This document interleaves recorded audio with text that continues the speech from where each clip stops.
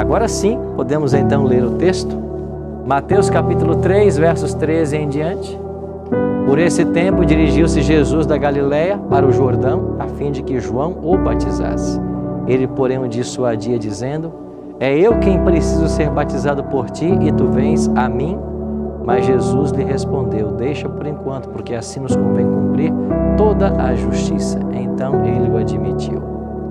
Batizado Jesus, saiu logo da água, e eis que se lhe abriram os céus, e viu o Espírito de Deus descendo como pomba, vindo sobre ele. E eis que uma voz dos céus que dizia: Este é o meu Filho amado, em quem me comprazo. Lembra que eu falei para vocês que há algumas circunstâncias no Novo Testamento onde a Trindade está envolvida?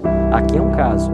O Deus Filho está sendo batizado, o Deus Espírito vem sobre o Filho em forma corpórea de pomba, e o Deus Pai fala dos altos céus.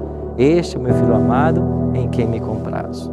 Então você tem as três pessoas da divindade envolvidas no batismo de Jesus. Como eu disse há pouco, Jesus e João eram primos. E João Batista não conhecia Jesus. Eles nunca haviam se encontrado. Na providência divina, eles não se conheciam. E por que é que não se conheciam?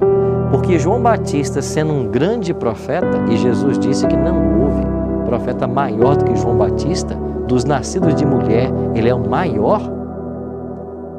Qualquer contato prévio que houvesse poderia manchar o ministério de Cristo, porque João estaria preparando um caminho para um parente dele.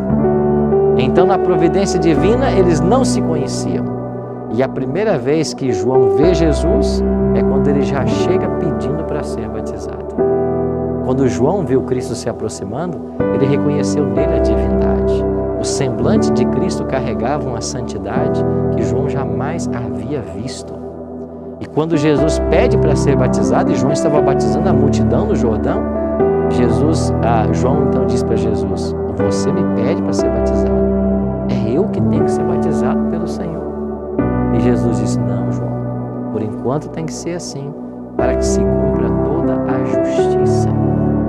O que quis Cristo dizer com isso? Se cumprir a justiça, ou seja, o plano da salvação tem que seguir em frente. Eu preciso passar pelo batismo. E o batismo de Cristo tem dois elementos interessantes. Primeiro, ele passa pelo batismo para dar início ao seu ministério. Jesus não começou o ministério público enquanto ele não foi batizado. E ele esperou inteirar 30 anos para então ser batizado. Agora, por que é que Jesus esperou 30 anos? Porque na cultura judaica não havia um rabi com menos de 30 anos. Não se aceitava uma liderança espiritual de alguém que tivesse menos de 30 anos. Então Jesus esperou chegar à idade, foi batizado para começar seu ministério. E um outro ponto tão importante quanto este é que Jesus não tinha pecado. E se batismo representa a remissão de pecados, por que ele foi batizado? Porque ele queria deixar para mim e para você um exemplo. Então, o batismo de Cristo é para nós um exemplo. Ele não só se deixou batizar, como depois ele ensinou sobre o batismo, como nós veremos nos textos subsequentes. Então, imagine você a cena.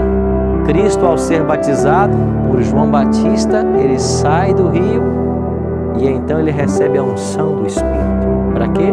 Para começar o seu ministério, que segundo a profecia de Daniel capítulo 9, duraria 3 anos e meio. E de fato foi isso. Jesus foi batizado, pregou durante 3 anos e meio e foi crucificado. Então o contato dele com os discípulos foi de 3 anos e meio. E Cristo, ao ser batizado, tornou-se um exemplo para cada cristão. Jesus fez do batismo uma condição à salvação. Outro dia alguém me perguntou sobre o batismo, acho que foi a Iana, se era necessário ser batizado para ser salvo. Eu mencionei alguns textos naquela ocasião, mas eu queria ler para vocês agora 2 textos. O primeiro deles, Marcos 16:16. Jesus diz assim: Quem crer e for batizado será salvo. Quem, porém, não crer, será condenado. E em João capítulo 3, verso 5, enquanto Jesus conversava com Nicodemos numa noite, quando Nicodemos foi procurá-lo,